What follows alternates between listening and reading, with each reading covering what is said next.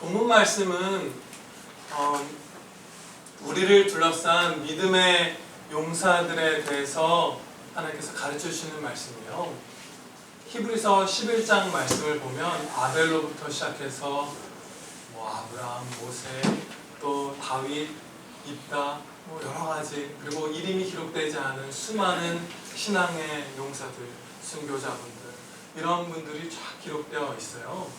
그리고 그 본을 받아서 우리가 힘차게 하늘로 전진해 가라, 이렇게 하나님께서 격려해 주시는 말씀이 히브리서 11장 본문 말씀이에요.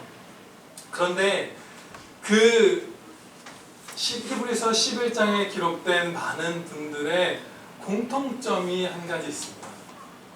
그 공통점은 그분들이 나이도 다르고 성별도 다르고 사회적 지위도 다르고 살았던 시대도 다르지만 하늘의 모든 소망을 두었다는 점, 그것 한 가지가 가장 중요한 공통점이다 라고 하나님께서 오늘 본문 말씀을 통해서 가르쳐 주십니다.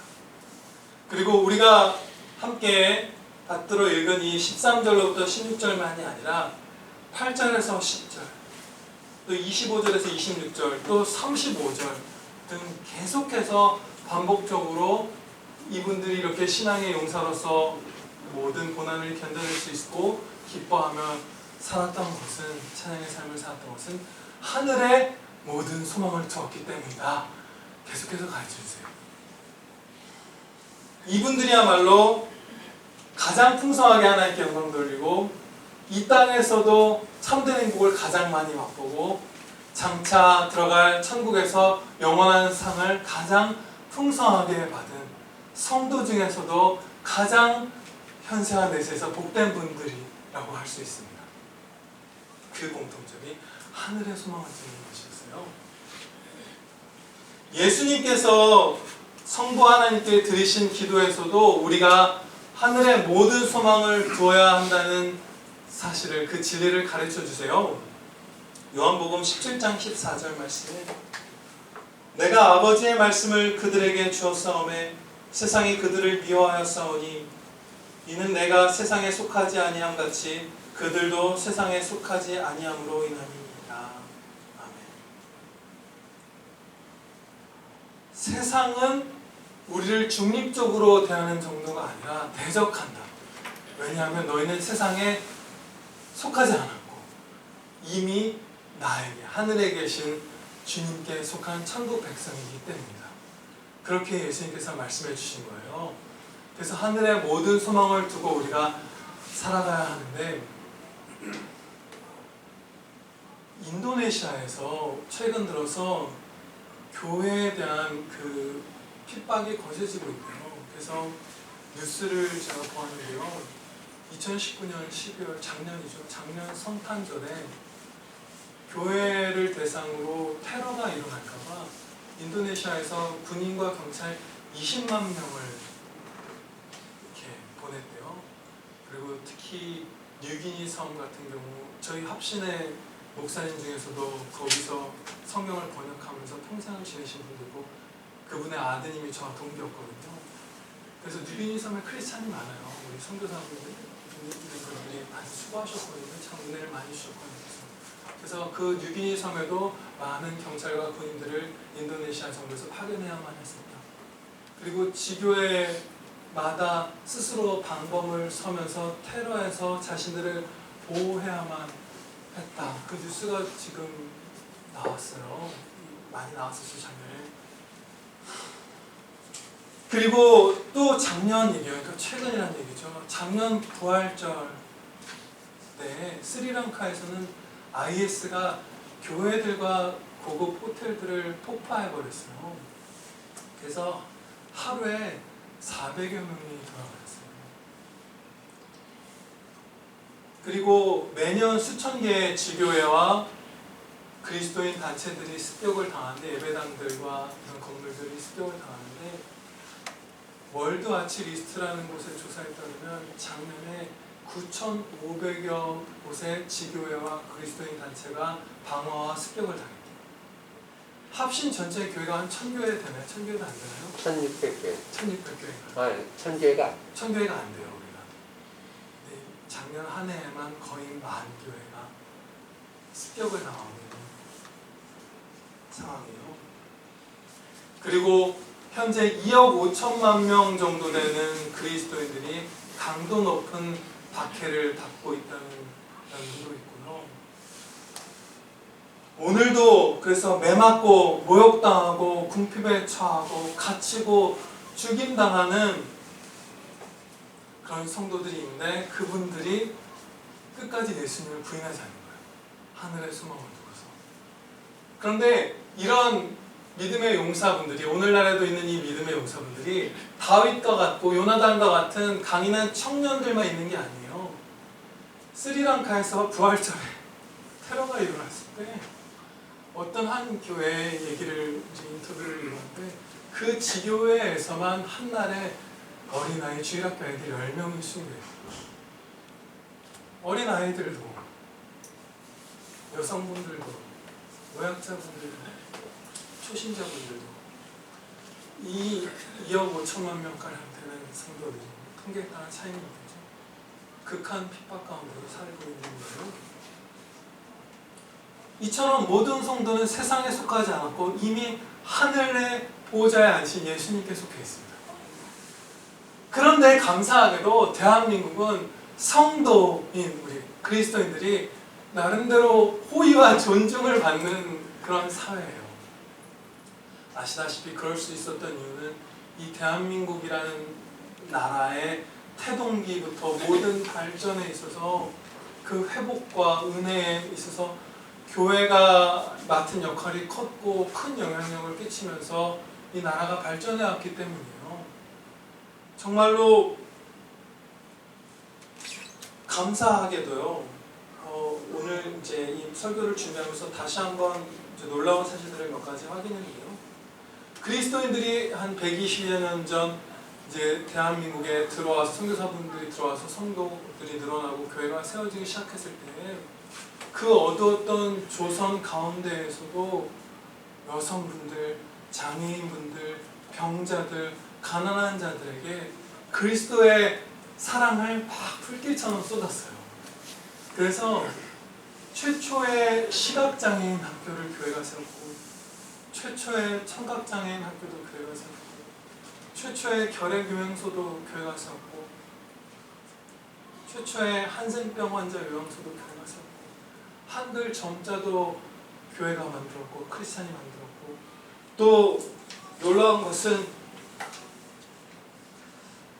120년 전에 볼티모어에서 현재 그 존스 홉킨스 의대가 된 그 전신 합쳐진 대학이라고 해요. 볼티모어 여성의과대학가에서 조선 여성분이 의사 면허를 취득하신 게 있어요. 조선 최초, 대한민국 최초의 여자 현대 의사인 거예요. 양의학 의사인 거예요. 그분이 박에스더 선생님인데 볼티모어에서 의사 면허를 취득하고 대한민국 조선 땅으로 돌아와서 하루 평균 80명 이상을 치료했고, 왕진을 갈 때는 그 나귀를 타고 가서 아주 유명했던 의사 선생님이에요. 여자 의사 선생님이 젊은 분이. 그리고 35살에 그렇게 불처럼 살다 돌아가셨는데, 이름에서 우리가 이미 힌트를 얻었죠. 본명이 아마 박정동인가? 아무튼 잘 기억이 안 나요. 근데 15살에 세례를 받으면서 에스더라 이렇게 세례명을 정하고 살았던 분인데, 바로 스크랜턴 선교사님과 로제타월 선교사님에게 교육받고 유학길에 떠났던 분이에요. 그리고 우리나라 최초의 여성 파일럿 권기옥 선생님이 계세요. 권기옥 선생님이 계신데, 그분은 11살에 응당 공장에 취직해서 이제 일하던 분인데 너무 성실하게 일하는 거예요. 11살이면은 초등학생 4학년이잖아요. 너무 착하고 성실하게 일하는 거예요. 그래서 장대현 교회에서 학비를 후원해줘서 공부하기 시작해서 파일럿까지 된 거예요. 그 옛날 정말 어려웠던 시기에. 그리고 역사의 기록을 보면 지난 세기 초반 수십 년 동안 나라가 세운 학교보다 교회가 세운 학교가 훨씬 더 많았어요. 그리고 동네 거리에서, 일터에서, 장터에서 크리스찬들은 정직하고 착하고 성실하게 살았어요. 그러면서 그 천국의 광채를 이 땅 가운데 비추면서 호의와 나름의 존경과 존중을 받는 그리스도인으로서 살 수 있는 그 토대를 우리의 선조들이 다 이루어 놓으셨던 거예요. 은혜 가운데. 그런데 그것을 누리는 우리가 이제는 때로 하늘에 소망을 두지 않고 땅을 향하여 살아가고 있음을 우리가 발견하게 돼요. 본향인 하늘을 향해서 눈을 들고 전진하기를 게을러하고 자꾸 아래를 향해서 바라보고 살아가는 거예요. 근데 이 히브리서 말씀을 기록한 사도는 신약시대의 성도, 하나님의 말씀이죠. 하나님께서는 신약시대의 성도인 너희는 더욱 그래서는 안 된다. 더욱 열성적으로 천국 백성의 그 순례의 길을 걸어가야 한다. 이렇게 말씀하세요. 13절 말씀입니다. 이 사람들은 다 믿음을 따라 죽었으며 약속을 받지 못하였으되 그것들을 멀리서 보고 환영하며 또 땅에서는 외국인과 나그네임을 증언하였습니다. 그래서 번역이 조금 착각될 수도 있게 되어 있는데요. 구약시대 믿음의 선진들이 약속 자체를 못 받았다는 말씀이 아니라 주리가 약속하신 어떤 내용들을 아직 못 받고 약속만 가진 채로 멀리서 바라보면서 기뻐하며 충성하였다는 거예요. 그렇다면 이것을 우리에게 언급해 주신 이유는 그렇다면 그 약속의 성취를 이미 직접 목격한 너희들은 얼마나 더 신나서 충성해야 하겠느냐 이 말씀을 주시는 거예요. 예를 들어서 아브라함의 경우 이제 많은 후손들을 받을 것이다 약속을 받았잖아요. 열국의 아비가 될 것이다. 그 약속을 받았는데 아브라함 선생님, 우리의 조상님 본인보다 우리가 더 풍성히 그 약속의 성취를 보고 있어요. 아브라함 선생님요 75세 때 하나님께 부르심을 받았어요. 그 우상 숭배하는 지역에 살다가 75세 때 하나님께 부르심을 받고 이제 175세까지 돌아가실 때까지 100년을 하나님과 동행하는 그 성도로서의 삶을 살았는데요. 처음 75세 때 부르심을 받을 때 바로 네가 뭐라고 했지? 정확하게 읽어드릴게요. 내가 너로 큰 민족을 이루고 너에게 복을 주어 너의 이름을 창대하게 하리라. 이 약속을 받았어요. 창대한 이름, 큰 민족의 아버지가 되는 이 복을 이미 약속받았던 거예요. 75세 때. 그런데 아시는 바대로 아브라함과 사라 부부는 불임이었어요. 그래서 첫째 아들, 첫 믿음의 후손인 이삭을 얻기까지 25년을 기다렸어요. 그래서 100세가 되었을 때 이삭 한 명을 얻었고요. 그러면 이 믿음의 후손 이삭 한 명이 딱 있는데 이삭의 아내를 구할 때 아브라함이 얼마나 많은 기도와 간절함으로 구했겠어요. 그 리브가를 결국 하나님께 구했는데 아브라함이 많이 기도하고 애썼던 것이 거기 성경에 기록되어 있죠. 이삭의 아내를 찾아주고. 그러면 이 며느리를 얻으면 이 이삭과 며느리가 아들들을 막 많이 낳아서 그 믿음의 후손들이 쫙 온 세계에 이 아브라함을 통해 퍼져가는 것을 믿음을 통해 퍼져가는 것을 꿈꿨을 거예요. 그런데 이삭과 리브가 부부도 불임이었어요. 그래서 아브라함이 이삭을 얻은 다음에 손주를 볼 때까지 60년이 흘렀습니다. 하나님께 75세 때 약속을 받은 다음에 겨우 두 번째 믿음의 후손을 품에 안는 나이가 160세예요. 160세에 쌍둥이 손주를 얻었는데 그 중에 한 녀석은 하나님 안 믿었잖아요. 에서는. 그리고 나중에 동생을 죽이려고까지 했던 사람이었죠. 그리고 그 야곱이 15살 때 아브라함이 돌아가셨어요. 그러니까 아브라함 선생님은 딱 100년의 기간을 성도로서 그 많은 민족을 너로 이루게 하시겠다는 약속을 받고 100년을 충성하며 살았는데 2명 봤어요. 후손을. 그런데 오늘날은 어떻죠, 여러분?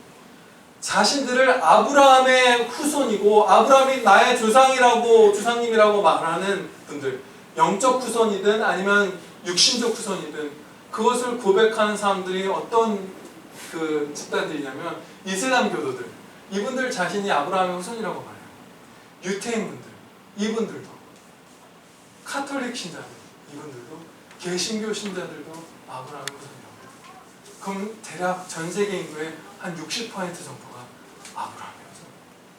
수십억 명, 누적된 걸로는 수백억 명이 앞으로도 아브라함의 후손이에요. 우리는 그걸 본 거예요.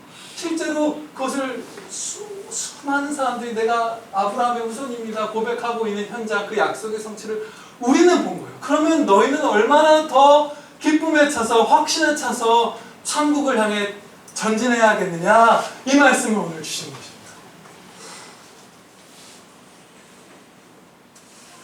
이 우리에게 주시는 증언들이 얼마나 크고 강렬한지 히브리서 13장 1절부터 2절에서 이렇게 말씀합니다.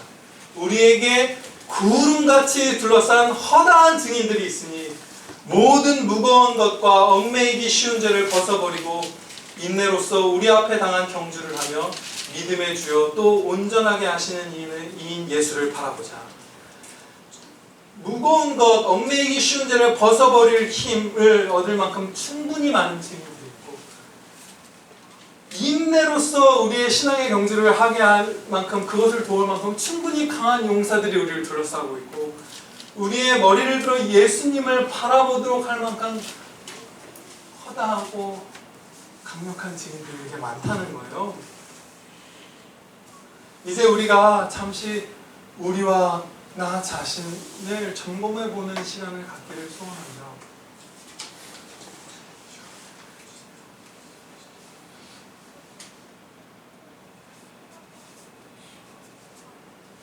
우리가 점검해보면 우리와 나 자신이 때로 땅에 마음을 바치고 있다는 사실을 확인할 수 있어요. 13절 말씀대로 우리는 이 땅에서 외국인이며 나그네잖아요. 그것을 이들이 증언하면서 살았다. 외국인과 나그네. 이 땅 어느 나라에도 속하지 않은 이방인이다. 나그네일 뿐이다. 천국을 향해 이렇게 고백하면서 살았던 분들이잖아요. 이 나그네로서 천국을 향해 가는 삶을 세 가지로 그 특징을 요약할 수 있어요. 한 가지는 예수님을 닮아가는 성화의 삶. 두 번째로는 예수님처럼 살면서 하나님께 영광 돌리는 찬양의 삶. 그리고 세 번째는 하나님의 말씀인 성경대로 살아가는 순종의 삶. 성화와 찬양과 순종의 삶을 사는 것이 하늘의 모든 소망을 둔 나그네의 삶이라고 하나님께서 성경 전체에서 가르쳐 주시고, 그렇게 아마 요약해도 괜찮을 거예요. 그렇다면 이 세 가지에서 벗어난, 이 세 가지가 아닌 우리의 말과 생각과 고민과 결정과 행동과 이런 것들은 천국보다는, 아니 천국이 아니라 이 땅을 향하고 이 땅에 소망을 둔 그런 마음 상태이고, 그러한 순간들이라는 사실을 우리가 알 수 있어요. 이 세 가지에 항상 부합해야 하는 거예요. 사실은 거의 이 세 가지가 거의 항상 함께 있어야 그것이 이 아브라함과 같은 성도의 삶인 것이에요. 이 성화와 찬양과 순종의 삶, 이 세 가지도 우리가 때로 잊혀지죠. 그러면 정말 시때때로 우리를 점검하기 쉬운 기준은 내가 지금 이 행동을 하나님을 사랑하는 마음으로 하고 있는가, 아니면 그렇지 않은가. 이 질문을 던져보면 우리가 하늘 백성답게 하늘로 나아갈 수 있습니다. 네, 아멘입니다. 그런데 우리의 삶을 돌아보면 그런 것 같아요. 서울에서 부산으로 우리가 차를 타고 이제 길을 가는데, 점심 먹으려고 무슨 인천에 있는 식당에 가는 그런 수준으로 잠시 잠깐이 아니라 너무 멀리, 너무 오래 우리가 돌아가는 것을 느껴요. 하루 안에서도 몇 시간이 그냥 세상적인 소망들, 세상적인 즐거움들, 무슨 세상의 염려들 이런 거 하다가 막 세네 시간 후딱 가버리죠. 3, 4일, 몇 주, 몇 달이 그냥 사라져버려요. 또 인생의 어느 영역에서는 뭐 우리가 예전에도 살펴본 것처럼 전 영역에서 순종해야 되는데 회사만 가면, 친구만 만나면, 혹은 집에만 돌아오면, 아니 혼자 있기만 하면 그냥 그 시간 동안은 그 삶의 영역에서는 하늘을 거의 바라보지 않는 자로 쿡쿡 살아가지는 게, 그렇게 살아버리는 게 우리의 현실이더라고요. 그래서 너무 많이 벗어나는 거예요. 그런데 이 탈선이 천국 여정의 길에서 살짝 벗어나는 것이 너무나 안타까운 문제이고, 또 천국의 모든 소망을 두고 행진하는 것이 너무나 복된 이유들이 성경 말씀에서 가르쳐 주시고 계시는데, 그 중에 중요한 것 몇 가지를 살펴보도록 하겠습니다. 첫째로요, 이것이 너무나 큰 문제인 이유죠. 땅에 마음을 쏟는 것은 큰 죄이기 때문이에요. 우리야 하나님께 배은망덕하게 죄를 범하는 거예요. 홍해를 가르고 애굽에서 노예살이 하던 곳에서 구해주셨을 때 다시 하나님께 원망하며 애굽으로 돌아가겠다 했던 그 출애굽 백성의 마음과 똑같은 마음, 그 정도의 차이는 있겠지만 그분들과 같은 종류의 마음인 것이에요. 우리가 이 땅에 몰두하기 시작하고 이 땅을 너무 사랑하기 시작하면, 과도한 집착을 하면 그 같은 마음이 우리 안에 있는 것입니다. 그래서 안 되고요. 두 번째로는요, 교회가 하늘의 모든 소망을 두고 그 천국의 영광된 빛, 주님의 영광의 광채를 밝게 비출 때에만 이 사회가 회복되죠. 그렇게 이 사회가 어둠이 거칠 때, 그때에만 비로소 우리가 자유롭게 풍성히 찬양드리고 큰 믿음의 후손들을 수월하게 양육해낼 수 있습니다. 이 사회의 회복이 궁극적인 목적이 아니라, 그것도 너무나 귀하지만 그것이 궁극적인 목적이라는 말씀을 드리는 것이 아니에요. 이 사회가 너무 어두워지지 않아야만 우리가, 이 교회가 창조된 목적인 하나님께 찬양드리며 또 믿음의 후손들을 키워내는 일들을 잘 감당할 수 있게 된다는 것이에요. 다윗 왕의 통치하에서 자녀를 길러내는 것과 경건하게, 아합 왕과 이세벨의 통치하에서 경건한 자녀를 키워내는 것의 난이도를 생각해보면 성경에서도 우리의 경험적으로도 역사로도 어느 쪽이 수월한지 우리는 너무나 명백하게 알게 되죠. 네, 사회가 전반적으로 교회의 빛을 비추임 받아서 그 어둠이 덜할 때, 불신자분들의 양심이 활성화되어 있을 때에 성도들도 그 신앙을 성숙하게 키우고 또 후손들을 키워내기가 쉽습니다. 그런데 우리 사회가 지금 나타나는 모습은, 교회가 이미 그 빛을 너무나 적게 비춤으로써 정말 위태로운, 박진수 지사님께서 기도하신 것처럼 정말 불안함이 우리가 느낄 수밖에 없는 그런 상태에 이미 도달해 있죠. 제가 그 놀라운 그 뉴스 기사를 이렇게 접했어요. 모택동, 호치민, 레닌, 스탈린, 김일성, 이 사람들의 공통점, 중대한 공통점 한 가지를 가르쳐주는 기사였어요. 당연히 그분들은 사회주의 독재자들이죠. 그것은 우리가 다 아는 것이고요. 그분들의 또 다른 공통점은 자신의 시신을 미이라로 만든 사람들이에요. 종교의 영역까지, 하나님께서 위정자들에게 허락하신 정치 그 지도자의 영역에서 벗어나서 종교의 영역까지 교만하게 올라간 것이 그 사회주의 지도자들의 특징이에요.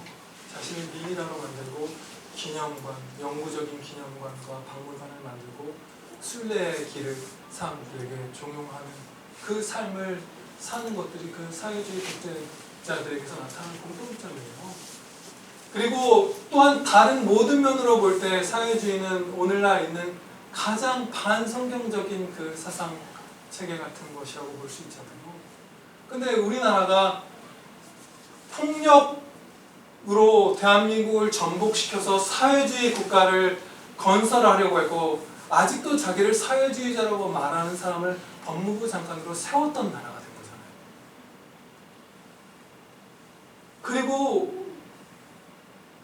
예전에도 물론 그런 경향이 있었지만 이제 노골적으로 반성경적인 법을 그야말로 폭포수와 같이 쏟아내고 있어요.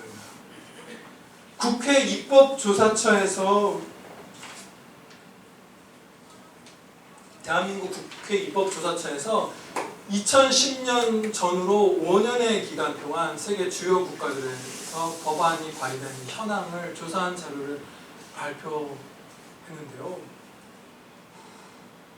연평균 일본이 64건, 영국이 102건, 독일이 227건인데 한국이 4,456건. 법. 웬만한 법으로도 국민을 이렇게 옥죄일 수가 없는데 반성경적인 사회주의적인 법으로 완전히 우리의 숨통을 틀어막는 거예요. 영국이 100건인데 우리나라가 4,450건, 미국이 3,000건이에요. 그 큰 나라. 그래서 지금 우리 사회는 이제 이대로 가면 우리가 다 예상하는 바대로 우리의 신앙의 자유는 반드시 꺾일 것이고 우리의 후손들은 경건한 큰 믿음의 후손으로 자랄 가능성이 아주 희박해질 거예요. 너무나 힘들어질 거예요. 그래서 주님의 영광과 우리의 찬양과 믿음의 후손들을 위해서 속히 하늘의 모든 소망을 두어야만 합니다. 셋째로요, 이것이 중요한, 하늘 소망이 중요한 세 번째 이유는요, 제가 세 번째, 네 번째 합쳐서 말씀을 드릴게요. 하늘의 소망을 둔 그 삶이야말로 하나님이 기뻐하시는 찬양의 삶이고 우리가 가장 행복한 삶이기 때문에 하나님이 기뻐해 주시고 나도 기쁜 최고로 행복한 삶이 이 땅에서 현세에서 살 수 있는 가장 행복한 삶이 하늘의 소망을 다 두고 살아가는 삶입니다. 히브리서 11장 9절 말씀을 보면요, 아브라함과 이삭과 야곱이 장막에 거하였다고 말씀해요. 하반부를 보시면 약속을 유업으로 함께 받은 이삭 및 야곱과 더불어 장막에 거하였으니 이렇게 말씀하죠. 이 아브라함과 그의 아들과 그의 손자분들이 약속의 땅 가나안에 도착했는데 돌과 흙과 이런 것들로 또 나무로 지은 견고한 집과 성을 짓지 않고 혹은 못하고 하나님의 명령을 따라서 천막 짓고 살았다는 거예요. 대대로 장막생활, 천막생활하면서 하나님께서 명하실 때마다 즉각 여기저기 옮겨 다니면서 약속의 땅에 이미 도착했음에도 불구하고 그렇게 고난의 삶을 살았는데 그 고난의 정도가 아주 컸어요. 히브리서 아니죠. 창세기 12장 5절 말씀을 보면 아브라함이 가나안 땅에 도착한 것을 창세기 12장 5절에서 이렇게 말씀해요. 마침내 가나안 땅에 들어갔더라. 그런데 바로 12장 10절에서 이렇게 말씀을 해요. 너무 당황스러울 만큼 약간 웃음이 나와요. 어떻게 보면. 그 땅에 기근이 들었으므로 아브라함이 애굽에 거류하려고 그리로 내려갔으니 이는 그 땅에 기근이 심하였습니다. 이분들이 은혜를 입어 큰 신앙으로 살았기 때문에 웃음으로 얘기하십니다. 약속의 땅에 본토 친척 아비집을 떠나서 목숨을 걸고 그 먼 길을 걸어서 약속의 땅에 들어왔는데 애굽으로 내려가지 않으면 굶어 죽을 수밖에 없는 큰 기근을 겪은 거예요. 아브라함이. 그의 아들 이삭은 어땠죠? 창세기 26장 1절 말씀입니다. 아브라함 때에 첫 흉년이 들었더니 그 땅에 또 흉년이 들매 이삭이 그랄로 가서 블레셋 왕 아비멜렉에게 이르렀더니. 아브라함도 이삭도 그 아내를 뺏길 뻔한, 자신이 죽임당할 뻔한 위협도 없잖아요. 또 굶어 죽을 뻔한 일을 약속의 땅에서 겪습니다. 그럼 손자 야곱은 어땠죠? 애굽으로 내려가서 끝내 애굽의 노예가 됐죠. 나중에 살다가 3대가 약속의 땅에 목숨 걸고 도착을 했는데 3대가 천막 생활을 했고 다 기근 때문에 이방 왕국으로 피난을 목숨을 걸고 가야 했던 그 굶주림과 위협을 겪었던 거예요. 그 고난의 삶을 살았음에도 불구하고 이 말씀에, 성경 말씀에 기록된 대로 원래 본향인 그 아브라함이 떠나온 메소포타미아로 돌아가서 풍요롭게 살 수 있었는데도 그들이 돌아가지 않고 여기서 기뻐하며 하나님께 순종하는 삶을 살 수 있었던 이유가 무엇인가 가르쳐 주십니다. 이렇게 가르쳐 주세요. 이는 그가 하나님이 계획하시고 지으실 터가 있는 성을 바랐습니다. 그들이 이제는 더 나은 본향을 사모하니 곧 하늘에 있는 것입니다. 하늘의 소망, 천국 소망, 그 기쁨을 품었기 때문에 3대에 걸친 기근과 천막 생활을 기꺼이 감내하고 떠나온 본향으로 돌아가지 않았던 거예요. 하늘 소망에 대한 그 기쁨, 모든 피곤함을 다 위로받을 수 있을 만큼 강력한 거예요. 바라는 것들의 실상 보이지 않는 것들의 증거인 참 믿음, 이 강력한 믿음은 멀리 있는 것을 손에 쥐고 미리 맛볼 수 있게 해주시는 주님이 주신 능력이잖아요. 그 믿음으로 천국을 향유할 때 이 땅에서의 고난을 다 위로받는 기쁨이 주어지는 것입니다. 그럼으로써 오늘 우리에게 이 주시는 말씀은 우리를 사랑하시는 하늘에 계신 우리 아버지가 우리를 가장 행복하게 해주시려고 주시는 말씀입니다. 그 마음, 그 설레는 기대감과 소망과 감격을 갖고 끝까지 말씀을 배우도록 하겠습니다. 서기 165년과 251년에 로마 제국에 큰 역경이 있었다고 역사에 기록이 남아있어요. 이제 제가 이 로마 제국의 얘기를 한 것은 역사 가운데에서 또 다른 구름같이 들어선 허다한 용사들을 한 번 더 만나 배우려고 하기 때문이에요. 진리의 성취를 보고자 하는 것이죠. 그때 로마 제국 인구의 3분의 1가량이 죽어가는데요. 얼만큼 상황이 비참했냐면 그 당시 사람들의 기록을 보면 시체가 길에 널브러지기 시작했는데 그 시체를 아무도 치울 수가 없고 무슨 로마 시내에서 하루에 5,000명씩 죽어나가고 계속해서 시체가 쌓여서 그 시체가 그 쓰러진 그 자리, 문 앞에 버려진 그 자리에서 썩어서 살은 다 사라지고 사람의 뼈들이 길에 굴러다니고 쌓일 지경까지 되었고 그 로마의 신전을 섬기던 사제들은 다 도망가고 로마의 의사들은 자기의 시골 별장 같은 곳으로 다 도망가고 도시가 비어버리고 극심한 공포이고 그야말로 모든 사람들이 그야말로 그 무릎이 사라진 것처럼 그 신음하며 떨고 음침한 골짜기를 걸었던 시기였다. 이 역사의 기록이 남아있어요. 그런데 의사들도 떠나고 신전을 섬기던 이방 사제들도 떠나고 위정자들도 사람들을 버렸는데 그리스도인들은 안 그랬어요. 천국 소망을 더 용기를 내서 환자들을 돌보고 복음을 전하고 하나님께 영광 돌리면서 행복해했어요. 지금 우리가 그 기쁨에 주목하고자 하는 거잖아요. 하나님은 우리 기쁨의 찬양의 자주 기쁨으로 불러주시잖아요. 그 당시 알렉산드리아의 주교인 디오니시우스 선생님께서 목사님께서 남기신 이 편지에 그 당시 상황이 이렇게 기록되어 있어요.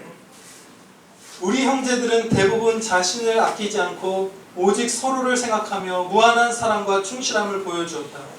그들은 위험을 아랑곳하지 않고 병자들을 돌보았으며 병자들의 모든 필요에 주의를 기울여 그리스도 안에서 그들을 정성껏 보살폈다. 죽는 사람들은 행복해하며 평화롭게 살아갈 때.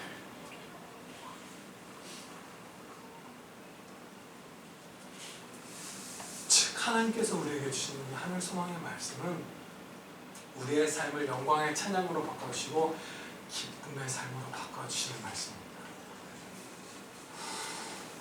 우리가요 이 땅에서 다른 나라로 유학을 가기를 소원하는데 그게 허락이 내려진 거야. 막 예산도 구해지고 부모님도 허락해 주시고 막 후원 받고 해서 가게 된 거야. 네덜란드 유학을 가게 되고 이런 거야. 그러면 우리가 어떻게 하죠? 그 나라 언어를 미리 배우고 문화를 배우고 법을 배우고 막 이렇게 미리 준비를 막 열성적으로 하죠. 그리고 또 우리보다 여러 면에서 발전된 모습을 가진 선진국이라면 한국의 기준에 맞춰서 살아가는 게 아니라 그 선진 기준에 맞춰서 살아가려고 먼저 마음을 다졌잖아요. 야, 독일 가면 거기서 약속 1분 늦으면 큰일 난대. 그럼 여기서 이미 약속 10분 전에 나가는 습관을 갖잖아요.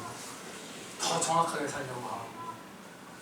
그런데 우리가 천국에 가는 게 이미 확정이 됐는데 그 사실을 비추어 볼 때 우리가 참 열성을 갖고 천국 백성답게 살아가려는 노력이 너무나 줄었죠.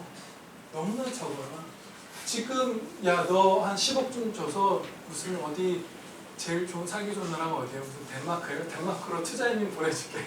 그러면 천국 사모하는 것보다 그거 준비하는데 우리 막 더 불탈지도 몰라요. 대부분 진짜 막 이러면서 우리가 처해 있는 믿음의 수준이 그런 거예요. 천국이 확정이 되었는데 이미 그 상속자인데 너무 그것과 무관하게 사는 거예요. 믿음의 용사분들은 이 히브리서 11장에 기록된 이분들은 이 땅에서 사는 동안 할 수 있는 한 최대한 미리 천국을 누리고 맛보기를 힘썼어요. 정말 할 수만 있다면 하루라도 빨리 가고 싶어 했고 사실은 돌을 맞으면서 무슨 위필드 목사님들 지금 죽으면 천국 갈 수 있을 텐데 죽었으면 좋겠다 막 그 생각이 썼다고 말하잖아요. 정말 빨리 가고 싶어 했고 빨리 맛보고 싶어 했어요. 이 땅에서도. 그리고 이런 면도 있죠. 여기 뒤에 보면 돌로 치는 것과 톱으로 켜는 것과 시험과 칼로 죽임을 당하고 양과 염소의 가죽을 입고 유리하여 궁핍과 환난과 학대를 받았으니 이런 사람은 세상이 감당하지 못하느니라. 그들이 광야와 산과 동굴과 토굴에 유리하였느니라. 오늘날에도 있잖아요.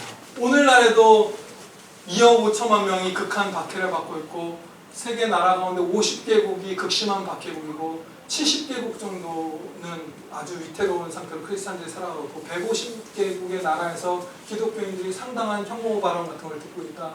이렇게 조사되고 있습니다. 오늘날에도 굶주린 배를 움켜쥐고 갓난 아이를 안고 사람들의 눈을 피해서 밤중에 광야와 산과 토굴과 동굴로 도망치는 믿음의 형제들이 있어요. 그런데 그분들은 예수님을 부인하기만 하면 평화롭게 본토 친척 아비 집에서 풍요롭게 살 수 있는데 그것을 하늘 소망을 품고서 끝까지 예수님을 부인하지 않고 천국으로 전진하고 있는 거예요. 지금도. 그런데 그런 분들을 볼 때 천국의 그 영광을 볼 때 우리는 좀 많이 회복돼야 할 것이에요. 우리에게 회복되어야만 하는 이유가 너무나 많고 그럴 수 있습니다. 회복될 수 있어요. 그래서 이제 마지막 시간 동안 우리가 이 나약하고 부패한 성품을 회복되어서 하늘의 모든 소망을 둔 성도가 될 수 있는 실천 두 가지를 살펴보고 마치도록 하겠습니다. 그 실천상의 첫 번째는 여러분들이 들으시면 의아하면서 놀라실지 모르겠습니다. 여러분 힘내세요. 오늘 설교는 제가 최근 올해 들어서 한 설교 중에 제일 길어요. 너무 중요해서 그래요. 첫 번째 실천은요. 아주 의아해 하실지도 모르겠어요. 놀라고. 우리는 절대로 다투지 말아야 합니다. 하늘의 소망을 주려면 절대로 다투거나 미워해서 안 돼요. 왜냐하면 천국은 사랑의 나라입니다. 사랑이신 하나님께서 영원히 자신의 처소로 정하신 하나님의 통치가 완전하게 임한 죄가 한 점 없는 완전히 거룩하게 된 하나님의 백성들만이 살아가는 사랑의 나라예요. 사랑의 나라가 곧 천국의 정체성이기 때문에 미워하고 다툴 때 천국을 향한 우리의 확신과 소망과 기쁨과 위로와 평안 같은 것들은 거의 죽어버린 것처럼, 아예 천국이 나한테 없는 자가 된 것처럼 완전히 잊어버려요. 거의 그야말로 0.1 정도만 그 증거를 내가 갖고 있는 사람처럼 99.9를 우리가 싸울 때, 특히 성도 간에 다툴 때 완전히 상실해버릴 수밖에 없습니다. 그것을 성경 곳곳에서 가르쳐 주신다. 예를 들어 베드로전서에서 성도 부부가 남편이 아내를 존귀히 여기고 화목하게 지내지 않고 불화하면 하나님께 드리는 기도가 잘린다고 말씀하셨잖아요. 하늘에 계신 하나님의 보좌 앞에 나아가는 것이 심각하게 방해를 받을 만큼 성도 가족 간의 불화가 우리에게 극심한 피해를 입힌다는 거예요. 또 분을 품고 해가 지도록 분을 품으면 마귀가 우리의 영혼에 틈을 타게 하는 것이라고 말씀하셨잖아요. 우리가 다투고 막 직접적으로 다투지 않더라도 그 다투려는 그 미움의 마음을 가슴에 품으면 우리의 시선은 즉각 하늘을 향해서 멀어지게 됩니다. 보지 못하게 돼요. 그래서 이 적극적으로 하지 말아야 될 실천 한 가지는 절대로 미워하고 다투지 말아야겠습니다. 두 번째로 이제 실천은 적극적으로 행하는 실천이에요. 그것은 흉악의 결박을 당한 자, 압제를 당하는 자, 환난 당한 자, 주린 배를 움켜쥐고 있는 이 굶주린 자들을 우리가 열심히 도와야 하는 것입니다. 이사야서 58장 6절 말씀을 보시게요. 구약성경 1038페이지입니다. 구약성경 1038페이지 이사야서 58장 6절 말씀이에요. 제가 이 말씀을 주님께 이 말씀 가운데로 인도받기 전에 어떤 과정이 있었냐면요. 저 자신이 하늘의 소망을 두지 않고 살아가는 시간과 날들이 너무 많은 거예요. 너무 순식간에 막 기도하다가도 그냥 딴 생각에 빠져들고 그냥 아무렇지도 않게 그냥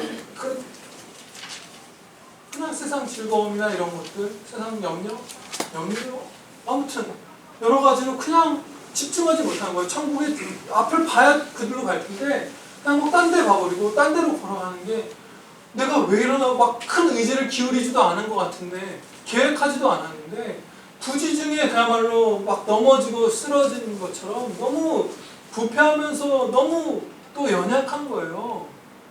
그래서 정말 빨리 치료를 받아서 하늘 소망에 대한 그 신앙을, 이 참 신앙을 치료받아야 되는데 이게 큰 믿음의 용사들의 제일 가는 공통점이라고도 할 수 있는데 하나님 말씀을 가르쳐 볼 때 이것을 빨리 회복해야 되는데 도대체 어떻게 회복해야 되죠? 그 간구를 드리는 가운데 이 이사야서 58장 6절로부터 12절 혹은 그 뒤로 이어지는 말씀들을 기억나게 해주신 거예요. 성령님께서 거기서 이렇게 말씀을 해요.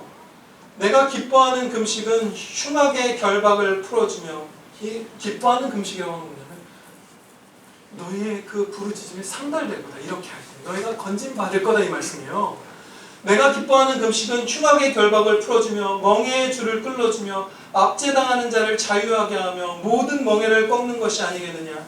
또 줄인 자에게 네 양식을 나누어 주며 유리하는 빈민을 집에 들이며 헐벗은 자를 보면 입히며 또 네 고륙을 피하여 스스로 숨지 아니하는 것이 아니겠느냐.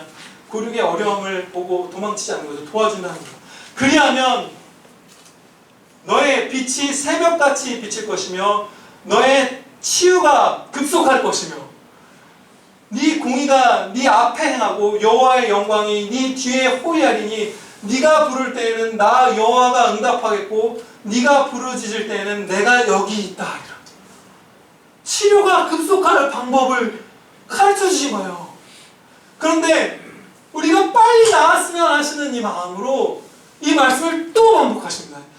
9절 지금 중반부까지 우리가 봉독해서 이어지는 말씀을 보세요. 만일 동그라미가 있죠. 만일 똑같은 말씀을 또 주시는 거예요. 네가 너희 중에서 멍에와 손가락질과 허망한 말을 제하여 버리고 줄인 자에게 네 심정이 동하며 괴로워하는 자의 심정을 만족하게 하면 네 빛이 흑암 중에서 떠올라 네 어둠이 낮과 같이 될 것이며 여호와가 너를 항상 인도하여 메마른 곳에서도 네 영혼을 만족하게 하며 네 뼈를 견고하게 하리니 너는 물된 동상 같겠고 물이 끊어지지 아니하는 샘 같을 것이라.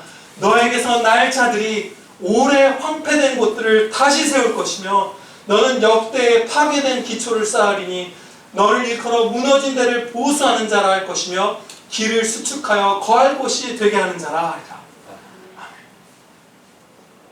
우리가 믿음의 후손들, 우리의 앞날의 신앙의 자유를 염려해야 하는 상황에 처해 있는데, 너희가 이렇게 하면 네가 재건하는 자, 네 후손들이 다시 회복을 일으키는 자가 될 것이다. 이렇게 해라. 압제당하는 자를 토하라. 지금 그 말씀을 주시는 거예요. 그러면 이 흉악의 결박을 풀고 압제에서 풀고 그 세상 멍에에서 풀고 환난과 궁핍과 여러 고통에서 건지려면 우리가 무엇을 해야 하죠? 이 압제 가운데 가장 지독한 압제는 그 이방 종교와 세상 이념과 가르침과 어렸을 때부터 날 때부터 악한 생각을 품은 인간들의 그 사상과 통치하에서 신음하는 분들을 복음의 통치하로 이미 임한 하나님의 통치로서의 천국 가운데로 복음을 전해서 불러오는 거예요. 얼마나 이상한 일들이 많았어요. 우리나라 가운데 무슨 막 선교사님들이 입양을 했는데 옛날 우리나라 대한 그 조선의 기록은 왜 입양을 하게 됐냐 막 이런 거예요. 점을 쳤더니 이 딸아이를 집에서 키우면 뭐 죽는데 뭐 어떻게 하면 뭐 재수가 없대. 그러면 그 애들을 안 키워버리는 거예요. 못 키우는 거죠. 못 키우는 부모 20년 들어서 해를 입을까봐 안 키우는 부모. 그러면 그런 분들을 선교사님들이 자신의 아들, 딸로 삼아서 양육하고 그랬어요. 그 흉악의 결박들, 무슨 여성 할례를 아프리카에서 행하고 무슨 인종차별을 하고 무슨 뭘 버리고 수많은 무슨 카스트 제도가 있고 어마어마한 억압들이 이 전 세계에 수십억 명의 사람들을 신음하게 하고 있잖아요. 그것에서 건지는 최선의 길은 복음을 전하고 선교사님들을 파송하고 성경을 보급하는 거예요. 그리고 나아가서 예배당을 세우고 교회를 세우고 학교를 세우고 병원을 세우고 치료소를 세우고 먹을 것을 보내고 이런 것들을 하는 것이죠. 그게 바로 흉악의 결박을 푸는 것입니다. 압제에서 멍해에서 굶주림에서 건지는 거예요. 그런데 지금 우리는 신중해야 하겠지만 우리는 이 치료의 약속을 받은 자답게 신속하게 이 일들을 행해야 해요. 우리가 교회 차원으로서 또 각 성도로서 이 도움의 손길을 마음과 손과 모든 좋은 것들을 세계에 있는 형제 자매들과 그 불신자 이웃분들과 나눠야 하는데 하나님께서 인도하시는 지금 우리에게 오늘 주신 이사야 58장 6절로부터 이 실천이 우리의 이 남아있는 옛사람의 본성으로 볼 때, 또 이 땅의 상식으로 볼 때 어리석은 길입니다. 왜냐하면 사회는 코로나 바이러스와 또 이미 우리나라는 그 전부터 잘못된 정책으로 불황이 접어들고 있었죠. 불황으로 갈 수밖에 없는 정책들, 성경의 기준으로 점검해서 반드시 불황으로 갈 수밖에 없는 정책들이 계속 세워지고 있고 또 코로나도 닥쳤잖아요. 그래서 명백하게 지금 우리나라 사회는 불황이고 불경기로 접어들고 있어요. 그런데 우리가 지출을 늘리자는 거예요. 손을 펴자고 지금 하나님께서 펴라고 우리에게 말씀하시는 거예요. 너희는 더 어려워지고 있는 시기인데 더 나누어라 라고 하나님께서 우리에게 가르쳐 주시는 거예요. 그러니까 우리가 얼마나 이것이 역행하는 것이에요. 우리를 얼마나 가슴 부정적인 의미로 두려워서 가슴 뛰게 만드는 것일 수 있는 것이겠어요. 그런데요, 이것을 우리가 할 때 우리가 해보게 되는데 성경 말씀 가운데 먼저 우리에게 이러한 재건의 본을 보이시는 분들의 사례를 역대상 12장에서 제가 여러분들에게 그 말씀을 살펴보면서 나누고자 해요. 역대상 12장 말씀을 보면 그 상황이 어떤 상황이냐면요,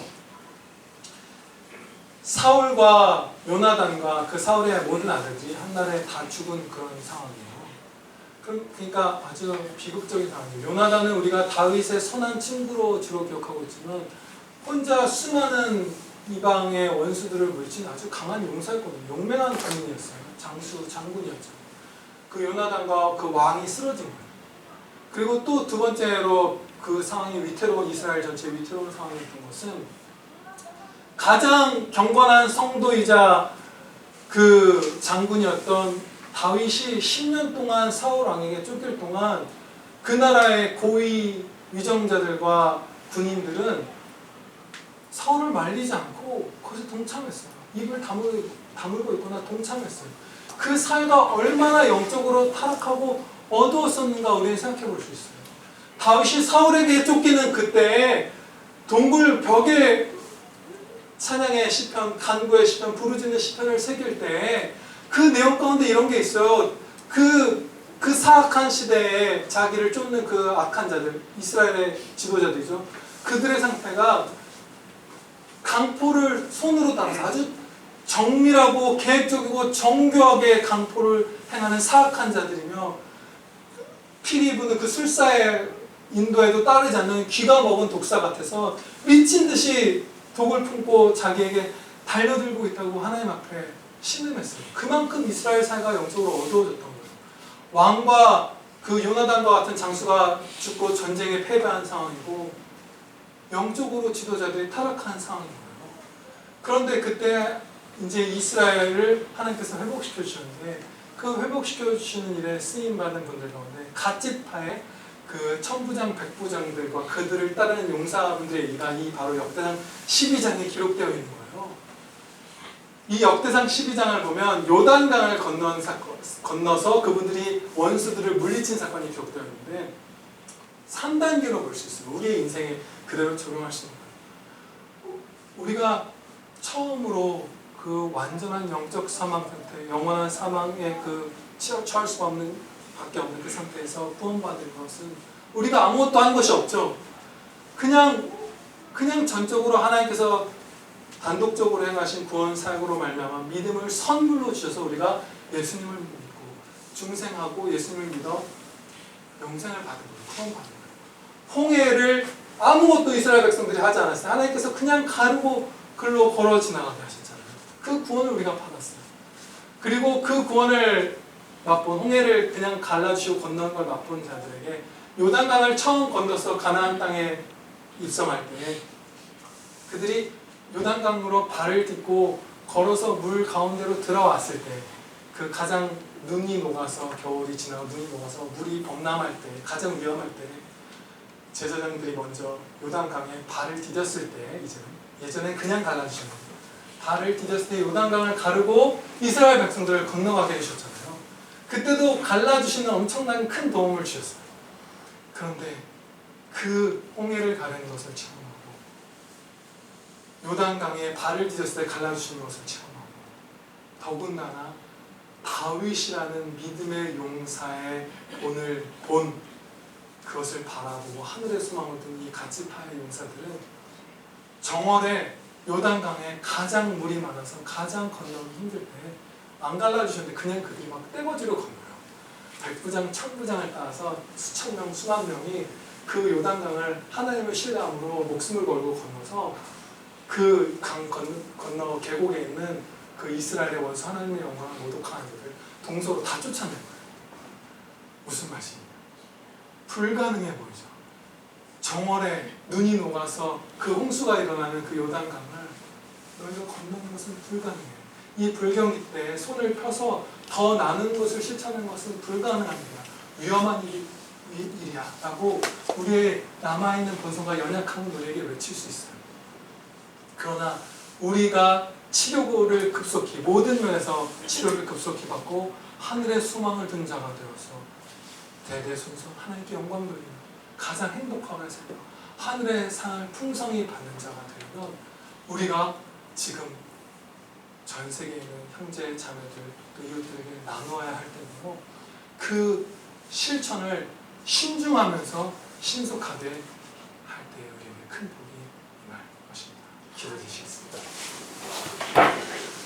하나님 아버지, 저희를 점검하게 해주시고 또 치료의 약속 또한 가르쳐 주시고 가장 행복한 길까지도 가르쳐 주시는 그 은혜 너무나 감사드리옵나이다.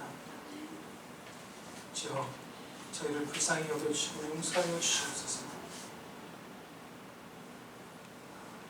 아래로 땅으로 고개를 내리고 이곳에 염려, 이곳에 쾌락, 이곳에 탐욕, 참 이곳에 소망, 이곳에 소원. 불신자분들도 이 땅은 우리가 죽을 때 우리와 무관해진 것을 알고 있고, 또 우리는 이 땅이 반드시 멸망하여 사라져버릴 종말을 맞이할 땅인 것을 알고 있는데, 완전한 허무, 완전한 무의미, 완전한 무가치, 우리가 이 땅에 마음을 쏟는 것은 바로 그것입니다. 그것을 진리를 들어 성경 말씀을 받아 아는 저희가, 게다가 하늘나라의 백성이 되어서 이미 그리스도와 함께 하늘 보좌에 앉아 있습니다. 하늘 소망의 삶을 살지 않고 이 땅을 향하여 탁선하였던 모든 순간들을 주님 용서하여 주시옵며 저희를 회복하여 주시옵소서. 아버지 하나님, 저희가 주님께서 이사야서 말씀에서 가르쳐 주시는 그 58장의 말씀대로 온 세계에 있는 모든 형제 자매들과 이웃분들의 그 흉악한 결박을 풀고 그 어려움을 채우고 그들의 심령을 만족해 하라 하신 말씀에 힘써 순종하게 하옵시고, 신중하게 순종하게 하옵시고, 강하고 담대하게 요단강을 건넌 그 갓지파의 용사들처럼 순종하여 치료가 급속히 되는 은혜를 다 받아 누리게 하여 주시옵소서. 이 나라와 한국교회와 평화국교회를 회복시켜 주시기를 비오며 우리 구주 예수 그리스도의 이름으로 기도하옵나이다. 아멘.